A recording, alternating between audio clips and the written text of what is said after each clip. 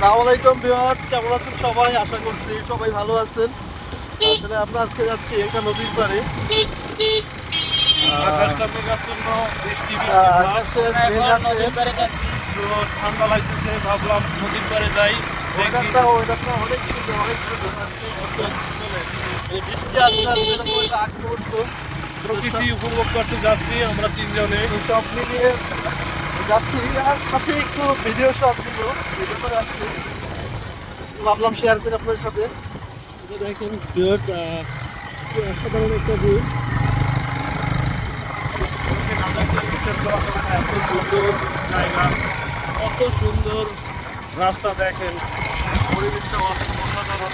আর সাথে কিন্তু আমাদের সেই গাড়িটা আছে, যে গাড়িটা আমাদের খেলা দিয়ে স্টার্ট দিতে হয়।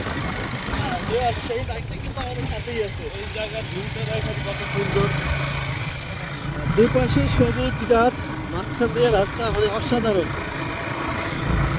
এটা আমাদের সেই নির্মল স্যারের বাসা ছিল। আমরা আমাদের সেই পুরনো স্মৃতি, এখানে ছোটবেলা যখন প্রাইমারি স্কুল এইখানে